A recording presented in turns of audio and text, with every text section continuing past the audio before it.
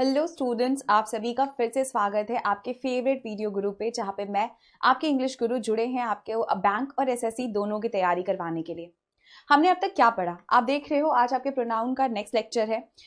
जैसा कि आप लोग जानते हैं कि हमने पर्सनल प्रोनाउंस पढ़ लिए, हमने ये पढ़ लिया कि रिफ्लेक्सिव प्रोनाउंस कैसे होते हैं, एम्फैटिक प्रोनाउंस से कैसे डिफर करते हैं और एरर करेक्शंस में वो हमारे एग्जाम्स में कितने फॉर्म्स में आते हैं। आज हम पढ़ने जा रहे हैं प्रोनाउन का एक और इंटरेस्टिंग चैप्टर, ऐसा चैप्टर जिसको आप स्टार्टिंग टू एंड पढ़ोगे तो आपको लगेगा आपने एक नहीं 1000 चीजें सीखी होंगी आपकी क्लास के साथ। तो चलिए बढ़ते हैं हमारे नेक्स्ट प्रोनाउन के नेक्स्ट एग्रीगेशन के साथ, विच is your relative pronouns. Now what are relative pronoun? इससे पहले कि हम आपको ये समझाएं कि रिलेटिव प्रोनाउन में कौन कौन से वर्ड्स आते हैं और उनको कैसे कैसे यूज किया जाता है, चलिए हम पढ़ते हैं पहले कि रिलेटिव प्रोनाउंस होते क्या क्या है। Relative pronoun is one which is used to refer to nouns mentioned previously. Relative pronouns actually ऐसे words होते हैं जो आपको तब यूज करना होता है जब आप इसके पहले के किसी नाउन को रेफर करते हो, और इस नाउन को हम एक्चुअली इंग्लिश में बोलते हैं एंटीसीडेंट्स। हमें पता है बहुत सारे लोगों के लिए ये वर्ड ही पहली बार यूज किया जा रहा होगा, तो एंटीसीडेंट्स होता क्या है, चलो पहले वो समझते हैं। देखो, आपके सेंटेंस में बोला जा रहा है the noun is called an antecedent, तो सबसे पहली चीज आपके अब दिमाग में आएगी कि भाई what is an antecedent, right. चलिए देखते हैं। I met Soham who had just returned from America. मैं सोहन से मिला जो अभी तुरंत अमेरिका से वापस आया है ना। तो अब यहाँ पे एंटीसीडेंट कौन है, देखो आपके सेंटेंस में यहाँ पे सोहन एंटीसीडेंट है, जिसके लिए जो रिलेटिव प्रोनाउन हम सेंटेंस में यूज कर रहे हैं वो हु है। सो बेसिकली रिलेटिव प्रोनाउंस ऐसे वर्ड्स होते हैं जो आपके एंटीसीडेंट्स के लिए यूज किए जाते हैं। ये ऑब्वियस ही चीज है, इसको याद रखने का एक और तरीका ये समझिएगा कि प्रोनाउंस आते ही इसलिए हैं क्योंकि हम किसी नाउन को रेफर करते हैं। हाँ, रिलेटिव प्रोनाउन नाउन को जिसको रेफर करता है इसको हम इंग्लिश में एंटीसीडेंट्स के नाम से जानते हैं। Is that clear? ये तो था एंटीसीडेंट्स क्या होते हैं और इनको कैसे हम यूज करते हैं सेंटेंसेस में, क्यों रिलेटिव प्रोनाउन के पहले बैठते हैं। अब चलिए बढ़ते हैं हमारे नेक्स्ट रूल की तरफ। रिलेटिव प्रोनाउंस में क्या क्या पढ़ेंगे हम लोग इस पूरे एक्सरसाइज में। इसमें से दो ऐसे हैं जिनको हमने एक्सेप्शन की तरह रखा हुआ है, ये हम आपको एलाबोरेट तो करेंगे लेकिन इसको नेक्स्ट सेशन में और ज्यादा एलाबोरेट करेंगे क्योंकि इनसे एरर करेक्शंस बहुत कॉमन है। इसके अलावा जो हम रिलेटिव प्रोनाउंस आज की क्लास में पढ़ेंगे वो है who, whom, whose, which and that. So basically आज की स्लाइड स्टार्ट करते हैं। चलिए बढ़ते हैं हमारे first understanding of relative pronouns की तरफ। हम आपको ये बिल्कुल पढ़ाएंगे कि ये वर्ड्स को कैसे यूज करना है, बट उसके पहले सिर्फ इतना पढ़ेंगे कि रिलेटिव प्रोनाउंस होते कैसे हैं। तो चलिए आइए देखते हैं कि रिलेटिव प्रोनाउंस को हम कैसे कैसे सेंटेंसेस में यूज करते हैं। पहला, use of the before noun of a relative pronoun. कई बार रिलेटिव प्रोनाउन जिस नाउन के लिए आता है उसके साथ हम लोग जनरली सेंटेंसेस में द को यूज करते हैं। जैसे usually we use the noun before relative pronouns, but we can also use a or an plus noun. अब ये कोई हार्ड एंड फास्ट रूल नहीं है कि आपको हमेशा the ही यूज करना पड़ेगा। आप इसकी जगह a या an को भी किसी नाउन के फॉर्म के साथ यूज कर सकते हो, या फिर प्लूरल नाउन्स, या फिर इनमें से कोई भी वो रिलेटिव प्रोनाउन के साथ यूज किया जा सकता है। तो बेसिकली इसको याद कैसे रखना है, याद रखिएगा प्रोनाउंस। हमने देखिए अभी तक आपको स्पेसिफिक प्रोनाउंस के बारे में नहीं पढ़ाया, हम तो सिर्फ अभी आपको इन जनरल बता रहे हैं कि रिलेटिव प्रोनाउंस कैसे कैसे सेंटेंसेस में यूज किए जा सकते हैं। जैसा पहले वाला अगर बात की जाए तो फर्स्ट रिलेटिव प्रोनाउन में हम क्या कर रहे हैं, हमने आपसे बोला कि कोई भी द के साथ अगर नाउन जा रहा है तो वो रिलेटिव प्रोनाउन ले सकता है, या फिर ए और एन के साथ नाउन है तो भी, प्लूरल नाउन्स तो भी, या फिर इनमें से कोई भी वर्ड अवेलेबल है आपके पास तो भी। तो चलिए पहले कुछ सेंटेंसेस देखते हैं फिर पढ़ते हैं। The story is about a boy who goes to temple daily. Now you're talking about the story about a boy who goes to temple daily. तो यहाँ पे देखो द के साथ आपको एक नाउन मिल रहा है जिसके बारे में बोला जा रहा है, कौन, अ बॉय। यहाँ पे अ प्लस नाउन मिल गया आपको जिसके साथ एक रिलेटिव प्रोनाउन बैठ रहा है। उसी तरीके से एवरीथिंग दैट यू से सीम्स सिली टू मी। आप जो भी बातें हमसे कहते हो वो मुझे सिली लगता है, तो हम क्या बोलेंगे, एवरीथिंग दैट यू से, क्योंकि यहाँ पे जो भी आप हमसे कह रहे हैं ये हमें सिली लगता है। यहाँ पे वो कौन सा वर्ड है जो एक्सप्लेन कर रहा है, द वर्ड इज एवरीथिंग। तो बेसिकली रिलेटिव प्रोनाउंस हमारे सेंटेंसेस में इन वर्ड्स के साथ जा सकते हैं। इसके अलावा फंक्शंस ऑफ रिलेटिव प्रोनाउंस क्या क्या होते हैं, देखो as a subject of a clause. इसको पहले समझाने इसके पहले हम आपको पहले ये लर्न करवा देते हैं कि आखिर ये रूल क्या बोल रहा है। स्टेटमेंट में बोला जा रहा है he is a boy who has stood first in the examination. जब हमने आप लोगों को सेंटेंस चैप्टर पढ़ाया था तो हमने आपको फ्रेज और क्लॉज के बीच में डिफरेंस बताया था। अब देखो, ही इज द बॉय, ये अपने आप में कंप्लीट सेंटेंस है। उसके बाद ये हु जा रहा है, हु किसके लिए जा रहा है, ही के लिए जा रहा है। Who has stood first in the examination, तो बेसिकली यहाँ पे जो हु है, this is the subject of the clause who has. Who मतलब अगर हम इसको दूसरा पार्ट बना देते इस सेंटेंस का, तो इसके बाद इस सेंटेंस का जो सब्जेक्ट बनता वो कौन होता, हु। तो basically relative pronoun subject of a clause बन सकता है। उसी तरीके से this is the cat which drank all the milk, हम बोल रहे हैं this is the cat which drank all the milk। अब यहाँ पे this is the cat हो गया, तो cat एक जो आपका सब्जेक्ट बन रहा था, ये which किसके लिए जा रहा है, इस cat के लिए जा रहा है। तो बेसिकली अगर हम सेंटेंस को यहाँ से डिवाइड कर देते इस पार्ट से, तो देखो आपका रिलेटिव प्रोनाउन सेंटेंस में कैसे बनता, वहां पे दिख रहा है here which is acting as the subject of the clause। तो बेसिकली आपके सेंटेंस में रिलेटिव आप प्रोनाउंस को एज सब्जेक्ट भी यूज कर सकते हैं ऑफ एनी क्लॉज। चलिए बढ़ते हैं हमारे नेक्स्ट रूल की तरफ। Next, relative pronoun can also be used as the verb of a clause, मतलब ऑब्जेक्ट ऑफ अ वर्ब। हमने पहले पढ़ा था वो सब्जेक्ट की तरह यूज कर सकते हैं, दूसरा वो ऑब्जेक्ट की तरह भी यूज हो सकता है। जैसे शी इज द गर्ल हुम आई मेट, याद रखिएगा हुम या फिर व्हाट या फिर विच जनरली ऑब्जेक्ट के लिए यूज किए जाते हैं। शी इज द गर्ल हुम आई मेट, अब देखो इसको तुम ऑब्जेक्ट कैसे समझ सकते हो, देखो शी इज द गर्ल जिसको आप मिले, तो आई मेट में आई आपका सब्जेक्ट बन गया। अब क्योंकि आई सब्जेक्ट है तो आई जिससे मिला, मतलब हम जिससे मिले वो कौन था, वो इस सेंटेंस का ऑब्जेक्ट था। इसीलिए हमारे पास सेंटेंस में देखो हुम किसकी तरह ट्रीट किया जाएगा, ऑब्जेक्ट की तरह। This is the book which I like the most, I like, तो basically I am the subject and because I like this book, तो हम सेंटेंस में क्या बन जा रहे हैं, यहाँ पे विच के साथ विच बन जाएगा आपके सेंटेंस का object. So basically relative pronouns हमारे सेंटेंस में object of the verb of a clause भी बन सकते हैं, जैसे सब्जेक्ट बनते हैं बिल्कुल उसी तरीके से। इसके अलावा they can also be use as objects of a preposition which is very important. ना इसको ध्यान दीजिएगा। This is the doll with which I usually play. अब आप देख रहे हो सेंटेंस में कि प्रेपोजिशन को ऑब्जेक्ट की तरह भी ये यूज कर सकता है। दिस इज द डॉल जिसके साथ, इसीलिए विच जा रहा है, with which I usually play. तो basically which is the object of the preposition with, यहाँ पे जिसके साथ हम खेलते हैं ना, तो हम किसके साथ खेलते हैं, with which I play. So basically यहाँ पे सेंटेंस में जो विच आपके सेंटेंस में है वो क्या बन जा रहा है, the object of the preposition with. इसी तरीके से there is no room in which we can stay tonight, हम अगर बोले there is no room in, तो यहाँ पे इन विच जिसमें वी कैन स्टे टुनाइट, तो बेसिकली वी कैन से तो हमारे सेंटेंस का सब्जेक्ट बन जा रहा है, और हम रूम की बात करें जिसमें हमें रहना है, तो जिसमें कौन जोड़ रहा है, वो वर्ड कौन सा है आपका सेंटेंस में, वो वर्ड आपके सेंटेंस में इन है। तो बेसिकली आपके सेंटेंस में relative pronouns objects of a preposition के लिए भी यूज किए जा सकते हैं। In this case which is the object of the preposition in. तो ये तो हमने देखा कि रिलेटिव प्रोनाउंस को हम सेंटेंसेस में कितने फॉर्म्स में यूज करते हैं। अब चलिए बढ़ते हैं हमारे रूल्स की तरफ। अब हम पढ़ने जा रहे हु, हुम एंड हुज के बारे में एज रिलेटिव प्रोनाउंस। अब इनको कैसे कैसे यूज किया जाता है चलिए देखते हैं। पहले तो ना आप हिंदी में तोड़ो, एक बात बताओ, हु का मतलब अगर हम हिंदी में बोले तो हम बोलते हैं कौन, है ना, कौन करके ही तो आप बोलते हो। तो बेसिकली जब आप सेंटेंस में कौन बोल रहे हो तो आप बोल रहे हो ये किसने किया, मतलब ये किसी चीज को, एक्शन को डिपिक्ट करेगा, तो इसका मतलब ये सेंटेंस में किसके साथ जाएगा, सब्जेक्ट के साथ जाएगा। जब हम बोलते हैं हुम तो हम बोलते हैं किसको, है ना, किसको। तो किसको जब आप बोलते हो तो इसका मतलब आपने किसी को कोई हेल्प करी, तो जब आप हेल्प कर रहे थे तो आप सब्जेक्ट, जिसको हेल्प करी वो कौन बन गया, ऑब्जेक्ट बन गया। तो बेसिकली सेंटेंस में जो हुम होता है वो आपके ऑब्जेक्ट के लिए जाता है।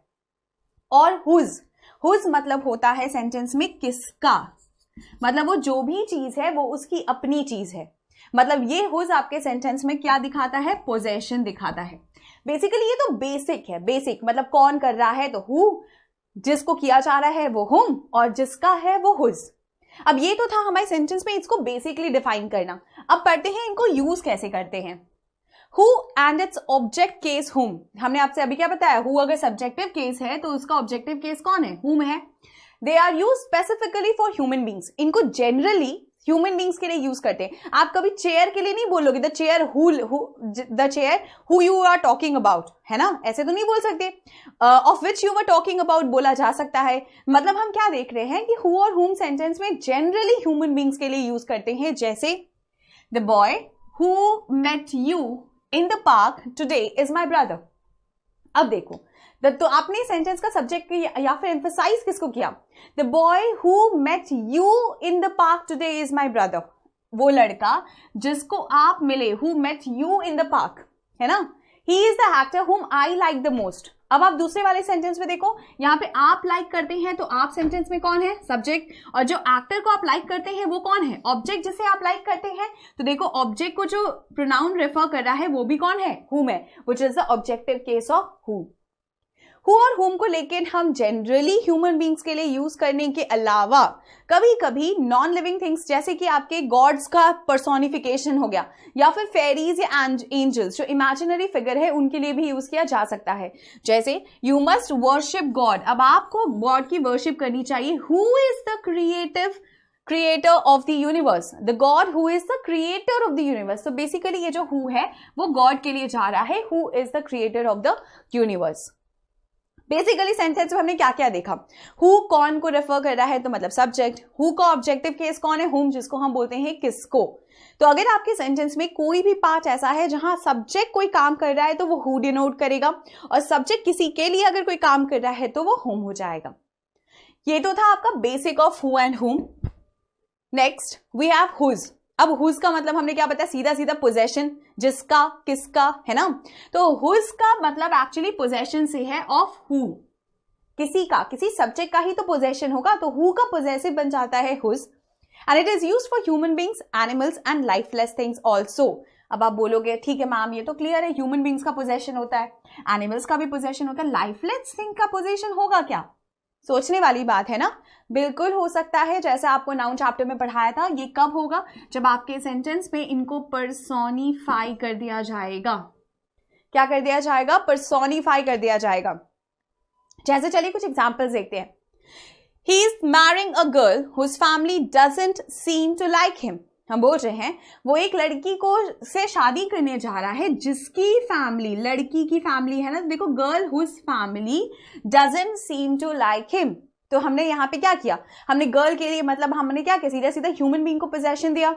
उसी तरीके से she has a dog, animals के लिए कैसे जा रहा है? She has a dog whose colour is white. The dog whose colour is white, है ना। शी का पोजेशन ये डॉग है, डॉग का कलर व्हाइट है ना। तो यहां भी पोजेसिव केस ऑफ डॉग के लिए जा रहा है, तो हम क्या यूज कर रहे हैं सेंटेंस में? हुज। अब देखते हैं नॉन लिविंग थिंग्स या फिर लाइफलेस थिंग्स कैसे ले सकते हैं। Look at the setting sun whose rays have reddened the sky. चलो चल के देखते हैं एक setting sun whose rays had reddened the sky. आपका चेहरा गुस्से से लाल होता है, हम बोलते हैं ना तुम्हारा चेहरा गुस्से से लाल हो जा रहा है जब आप गुस्से में होते हो।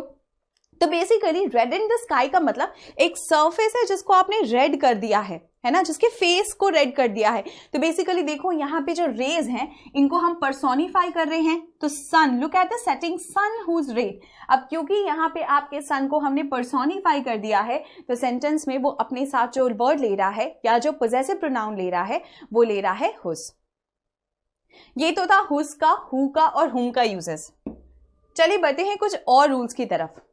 अब हु और हुम में क्या डिफरेंस है? चलो एक बार ध्यान से देखते हैं। Who can be used only as the subject of a clause. हमने आपसे क्या पढ़ाया था कि हु आपके सेंटेंस में सब्जेक्ट ऑफ अ क्लॉज बनता है and therefore it equals a subjective case. इसीलिए ये सब्जेक्टिव केस ऑफ प्रोनाउंस को भी फॉलो करता है। और वो कौन कौन से थे? I, we, you, he, she and they. जैसे she is the teacher, who, she is my sister, who is a teacher. She मेरा subject, who is a teacher. So basically देखो सब्जेक्टिव केस में जा रहा है। The teacher who teaches you is very intelligent. Moreover अगर आप उसको noun से भी रेफर कर दो तो दो भी देखो वो सब्जेक्टिव केस में ही होगा। वो टीचर जो आपको पढ़ाती है, the teacher who teaches you, teacher पढ़ा रही है ना, तो टीचर सेंटेंस में कौन है? सब्जेक्टिव केस में है। इसीलिए जो रिलेटिव प्रोनाउन वो सेंटेंस में यूज कर रही है वो भी आपका सब्जेक्टिव केस का हु ही है। ये तो था हु का यूज। चलिए बढ़ते हैं नेक्स्ट की तरफ। हुम क्या है? whom is objective of who, therefore it can only be used as an object. हमने आपसे ये पहले भी बताया था कि whom इसका objective केस होता है जिसको हम who के अलावा यूज करते हैं as an object. It equals the objective cases of the pronoun. और ध्यान ये देना है कि इसमें objective cases of pronouns आते हैं. वो कौन कौन से हमारे? me, us, you, him, her and them. So that's the basic of your subjective case and your objective case. Sheena is a good girl whom I adore, है ना? शीना एक अच्छी लड़की है जिसे हम अडोर करते हैं. हम ना अडोर कर रहे हैं तो सेंटेंस में हम कौन है? सब्जेक्ट है. जिसको अडोर करते हैं वो कौन है? ऑब्जेक्ट है. इसीलिए देखो जो आपके साथ फॉर्म यूज हो रहा है वो कौन सा है? whom, which is the objective case. उसी तरीके से Mohit is your friend whom I met in morning. Mohit is your friend whom I met. So I met, so basically I am the subject. मोहित के फ्रेंड से मिले तो इसीलिए यहाँ पे जो फ्रेंड है मोहित का वो ऑब्जेक्ट बन गया. तो उसके साथ देखो कौन सा केस जा रहा है? ऑब्जेक्टिव केस जा रहा है. आप इस तरीके से इजीली आइडेंटिफाई कर सकते हो कि आपके सेंटेंस में सब्जेक्ट कौन है और ऑब्जेक्ट के केस में कौन सा रिलेटिव प्रोनाउन यूज किया जाएगा. चलिए आगे बढ़ते हैं हमारे नेक्स्ट रूल की तरफ, which is about which. Now this is very important. आपके एग्जाम का 3 मार्क्स which और that के बेसिक से ही आता है. रिलेटिव प्रोनाउन का सबसे 2 इंपॉर्टेंट सेक्शन. तो चलिए पहले पढ़ते हैं कि आखिर ये which है क्या. Which is used for animals as a relative pronoun, which को हम animals, lifeless things and persons के लिए यूज करते हैं. persons के लिए भी यूज करते हैं जिससे एरर आते हैं. राइट, चलिए देखते हैं. The dog which barked at me did not fortunately bite.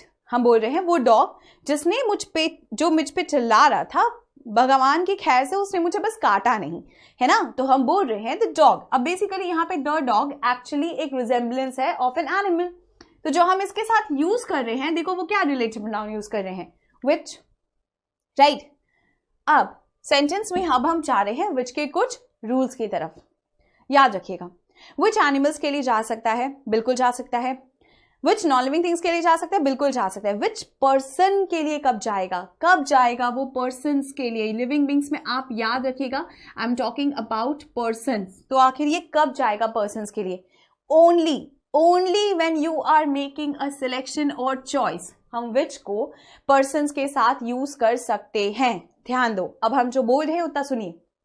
मान लीजिए कि हम सेंटेंस में बोल रहे हैं एक प्लेग्राउंड है जहां पे बहुत सारी छोटी छोटी बच्चियां खेल रही हैं, उसमें से एक छोटी सी बच्ची आपकी बहन है. ठीक है, तो जो सामने वाला पूछ रहा है कि तुम्हारी बहन कौन सी है, वो कैसे पूछेगा? हु इज योर सिस्टर या which of the girls playing in the playground is your sister. अब उतनी सारी बच्चियों में से आपको जो पूछेगा कि कौन सी वाली तुम्हारी बहन है, तो वो तो सिलेक्शन करने को बोल रहा है. इसीलिए देखो हम वहां पे यूज क्या कर रहे हैं? which यूज कर रहे हैं. ध्यान दीजिएगा, I am stressing on selection and choice, है ना? Okay, which is your brother among them. एक क्लास को रेफर कर दिया जाए और हम बोले कि इतने सारे लड़कों में से तुम्हारा भाई कौन सा है, तो क्वेश्चन कैसे बनेगा? which is your brother. क्यों? क्योंकि हम तो यहाँ पे आपको सिलेक्ट करने के लिए बोल रहे हैं. ये क्वेश्चन आपके एग्जाम के एसएससी 2013 और 2015 में भी आ चुका है, सेम क्वेश्चन. और ये कैसे पूछा गया था वो देखिए. Of Ram and Shyam which is your brother. हम क्या बोलते हैं? हम बोलते हैं हु इज योर ब्रदर. हम गलत बोलते हैं. हम लोग जो यूज करते हैं सेंटेंसेस में वो वहां पे हम लोग विच की जगह पे हु यूज करते हैं. क्या ये सही है? बिल्कुल सही नहीं है. देखो आपने बोला राम में और श्याम में तुम्हारा भाई कौन सा है, तो हम आपको क्या करने को बोल रहे हैं क्वेश्चन में? एक सिलेक्शन करने को बोल रहे हैं ना. क्योंकि सिलेक्शन का पॉइंट ऑफ व्यू आ गया है, इसीलिए यहाँ पे जो रिलेटिव प्रोनाउन यूज होगा वो विच ही होगा. In the same manner, which of the boys do you feel will pass the exam? आपको क्या लगता है आपके फर्स्ट बेंच में जितने भी लड़के कौन पास कर सकता है एग्जाम? तो हमने आपको वहां क्या करने को बोला? एक सिलेक्शन करने को बोला. तो बेसिक जो रूल है वो ऐसा है कि which आपके सेंटेंस में नॉन लिविंग एनिमल्स के साथ तो जा ही सकता है, पर्सन्स के केस में भी जाएगा. कब जाएगा? जब हम वहां पे क्या करने को बोल रहे हैं, या तो सिलेक्शन या तो choice. So that's the basic of which. And the rule जिसे एक्सेप्शन और जिसके क्राइटेरिया से सबसे ज्यादा एरर करेक्शंस पूछे जा चुके हैं. Next, which and whose. ध्यान देना कि ऑफ which और whose दोनों पॉजेसिव हैं ऑफ which के. मतलब ऑफ which को तो हम ऑफ which लिख ही सकते हैं, हम इसके साथ साथ इसको whose के साथ भी रेफर कर सकते हैं. जैसे देखो कब कर सकते हैं? A building whose walls are not painted looks ugly. हमने बोला अ बिल्डिंग जिसके walls are not painted looks ugly. अच्छा देखो एक चीज, हमने यहाँ पे बिल्डिंग को पर्सोनिफाई किया ना, हमने अगली बोला। ब्यूटीफुल और अगली क्या होते हैं? जनरली ये वर्ड्स या ये एडजेक्टिव्स पर्सन्स के लिए यूज करते हैं। अब हम बिल्डिंग को अगली बता रहे हैं, बोले बिल्डिंग बदसूरत सी लग रही है, तो बदसूरत क्या होता है? चेहरा होता है किसी का, है ना? तो यहां पे तो हमने बिल्डिंग को पर्सोनिफाई कर दिया।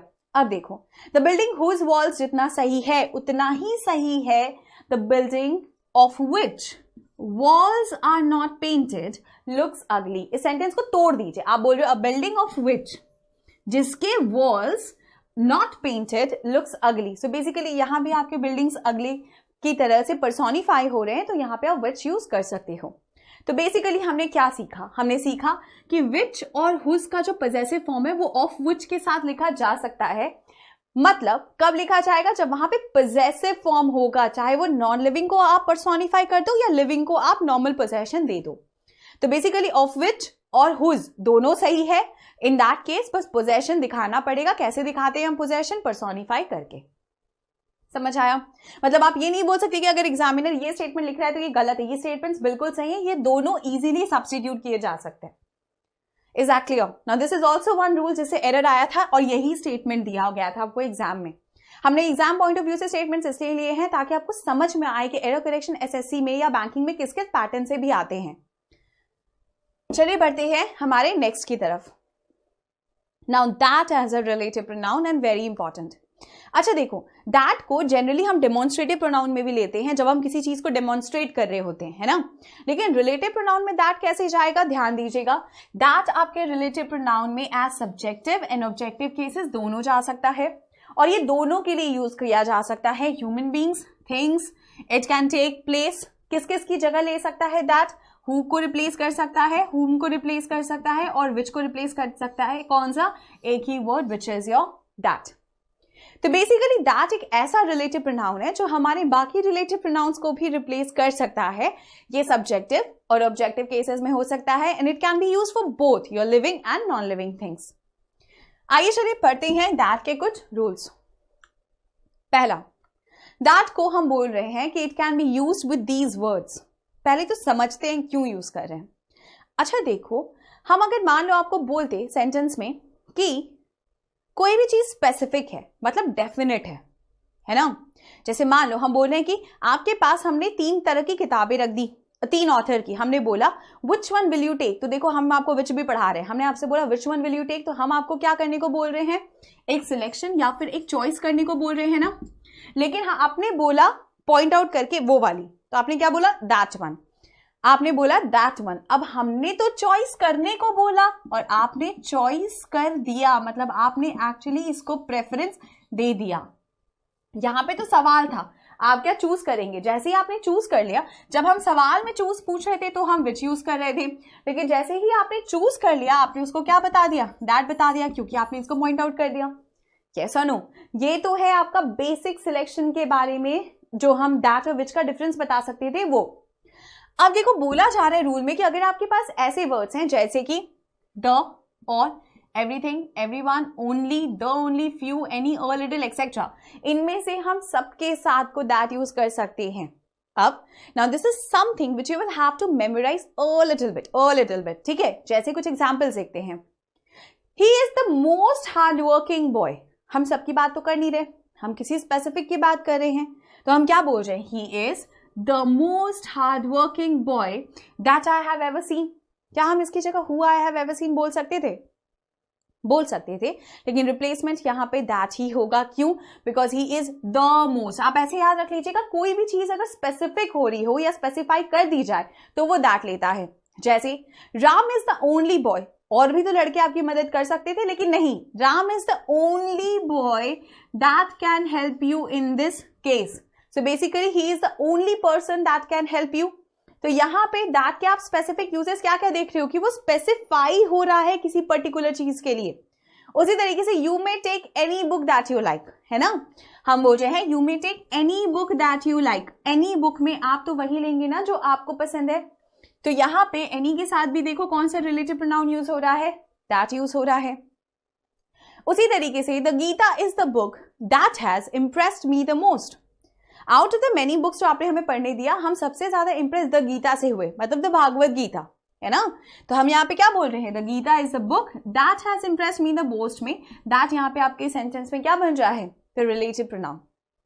सो बेसिकली याद कैसे रखना है, अगर कोई भी चीज को हम पॉइंट आउट करके स्पेसिफाई कर दें या सेंटेंसेस में उसको और स्पेसिफिक बना दिया जाए इनमें से किसी वर्ड्स के लिए, जैसे कि मान लो अगर आपको कभी ऑल में दिक्कत हो तो आप कैसे समझोगे कि ऑल दैट लेगा या नहीं। समझ लीजिए, स्कूल में एक प्रोवर्ब हमने पढ़ा था all that glitters is not gold, हमने पढ़ा था ना। तो देखो यहाँ पे भी जो आपने ऑल दैट ग्लिटर्स के लिए जो रिलेटिव प्रोनाउन सेंटेंस भी यूज किया था, वो क्या यूज किया था, दैट यूज किया था। So that's a basic thing that you need to actually keep in mind and understand कि अगर कोई भी चीज अपार्ट फ्रॉम स्पेसिफिक हो रही है, मतलब रेगुलर से थोड़ी भी हटके हो रही है, तो हम वहां पे दैट को यूज कर सकते हैं। नेक्स्ट, हम इसको क्यों अलग से रखे हैं, ताकि हम आपको इस रूल के साथ साथ इसका एक्सेप्शन भी थोड़ा सा पढ़ा दें। देखो, अगर कोई भी वर्ब अपने साथ दैट ले सकता है, कब, जब आपके पास द सेम वर्ड यूज किया जा रहा है और नाउन। देखो, एक हमने बोला, हमने उस लड़के को देखा, अब वो कौन सा लड़का, लेकिन हमने बोला हमने इसी लड़के को कल मार्केट में देखा, तो इसी लड़के को तो हम पॉइंट आउट करके स्पेसिफिक बना रहे हैं ना, कैसा नो। तो जैसे आप द सेम बोल दोगे या द ओनली बॉय बोल दोगे, तब आप ऐसे सेंटेंसेस को स्पेसिफिक बना देते हो। अब रूल बोल रहा है द सेम के साथ अगर कोई नाउन है तो वो दैट ले सकता है। द सेम के साथ अगर कोई नाउन है तो वो दैट ले सकता है। कैसे ले सकता है, this is the same girl that deceived him, हम बोल रहे हैं this is the same girl that deceived him, तो द सेम आपके सेंटेंस में गर्ल को स्पेसिफाई कर रहा है, यस और नो, तो वो अपने साथ दैट को बिल्कुल ले सकता है। This is the same dog that bit me, ये वही डॉग है जिसने मुझे बाइट किया। तो बेसिकली यहाँ पे द सेम के साथ हम क्या यूज कर रहे हैं, दैट यूज कर रहे हैं। Now there is something that you need to remember about this, and what is it, the same should not be used in place of a pronoun. Okay, हम द सेम के साथ जब noun था तब तो हमने दैट यूज किया, लेकिन क्या द सेम वर्ड प्रोनाउन की तरह यूज हो सकता है, एक बार देखते हैं। हमने अभी तक तो ये पढ़ा कि पार्ट्स ऑफ स्पीच में नाउन को जो वर्ड रिप्लेस करता है वो प्रोनाउन है, हमने तो यही पढ़ा ना। और हमने प्रोनाउन के बहुत सारे केसेस पढ़े, सब्जेक्टिव, ऑब्जेक्टिव, पोजेसिव, जब आपके रिफ्लेक्सिव प्रोनाउंस क्या क्या होते हैं। क्या अभी तक पढ़ाते वक्त हमने कोई भी ऐसा प्रोनाउन बोला जो द सेम था, नहीं ना। इसका मतलब द सेम कोई प्रोनाउन नहीं होता। अब प्रोनाउन को क्या वो फिर नाउन को रिप्लेस कर सकता है, नहीं कर सकता। इससे एरर आते हैं और 1 मार्क्स के लगभग एरर इसमें हमेशा होते हैं। क्या समझना है वो देखिए। I gave her a pen and she gave the same to Sheela, हमने उसे, I gave her what, a pen, and she, हमने उसे जो पेन दिया हर को, and she gave the same to whom, to Sheela, हमने सेंटेंस तो यही बोला, हमने उसे जो पेन दिया वो उसने उठा के शीला को दे दिया, है ना। अब देखो, and she gave the same, अब यहां पे द सेम आपके सेंटेंस में किसके लिए यूज किया जा रहा है, उस पेन के लिए यूज किया जा रहा है ना। तो क्या सेंटेंस में पेन अगर नाउन है तो नाउन को रिप्लेस करने के लिए जो प्रोनाउन यूज होगा वो द सेम होगा, नहीं होगा। तब हमारा करेक्शन हो जाएगा and it, she gave it to Sheela. जैसे मान लो अगर हम बोले कि I gave him a chocolate and he gave the same back to me, तो हम गलत बोल रहे हैं। हमको क्या बोलना होगा, आई गेव हिम अ चॉकलेट, क्योंकि चॉकलेट के लिए द सेम बोल रहे हैं, है ना। देखो, वर्बल इंग्लिश में तो इसको कोई गलती नहीं बोल सकता क्योंकि द सेम बोलते हैं, लेकिन ग्रामेटिकली में जब आप बोलोगे तब आप द सेम से रिप्लेस नहीं कर पाओगे। तब इस सेंटेंस का केस क्या बनेगा, I gave him a chocolate and he returned it to me, ठीक है, and he returned it to me. तो बेसिकली चॉकलेट अपने साथ जो प्रोनाउन यूज करेगा वो क्या हो जाएगा, इट। ये तो थे आपके द सेम के साथ दैट के कुछ रूल्स और कुछ exceptions. Next we have another which is a very basic structure. Now what is this basic structure of pronoun, let's see. बोला जा रहा है अगर इट के साथ कोई भी बी फॉर्म है और उसके साथ कोई नाउन है, लेकिन वो याद रखिएगा वो कोई प्रॉपर नाउन नहीं होना चाहिए, वो नाउन कोई प्रॉपर नाउन नहीं होना चाहिए, तब जो हम यूज करेंगे, है ना, वहां भी दैट यूज किया जा सकता है। जैसे it plus your be verb the boss, boss common noun है, बॉस में बॉस का नाम नहीं बोला जा रहा है ना, तो बॉस को तो हम इन कॉमन ट्रीट कर रहे हैं जैसे टीचर को ट्रीट करते है ना। It is the boss that has finalize a report, मतलब किसी और ने रिपोर्ट फाइनलाइज नहीं करी है, it is the boss that has, who has नहीं होगा, यहाँ पे दैट होगा, क्योंकि मेरा इंग्लिश का जो स्ट्रक्चर है वो it plus be plus nouns को फॉलो कर रहा है। उसी तरीके से it is careless driving that causes accidents, हम बोल रहे हैं ये ड्राइविंग है केयरलेस जिसकी वजह से एक्सीडेंट्स होते हैं, है ना। तो जब यहां पे आपने क्या यूज किया, it plus is plus careless driving, तो जब आप इसको यूज करें तो आप बोल रहे हो ड्राइविंग एक्सीडेंट्स करवा रहा है ना, तो इसीलिए इसके साथ देखो जो रिलेटिव प्रोनाउन हम सेंटेंस में यूज कर रहे हैं वो क्या है आपका, दैट। तो बेसिकली हमारे सेंटेंस में आपको समझना पड़ेगा कि सेंटेंसेस का स्ट्रक्चर भी क्या क्या है, जरूरी नहीं हर केस में दैट ही जाए। याद रखिएगा हमने क्या पढ़ाया था कि दैट आपके हु, हुम और हुज को रिप्लेस भी कर रहा है ना। तो इन दैट केस आपको समझना पड़ेगा कि दैट स्पेसिफाइक होकर रिप्लेस कर रहा है, और जब वो जनरल स्ट्रक्चर में है तो वो हु और हुम को भी ले रहा है। समझ आया।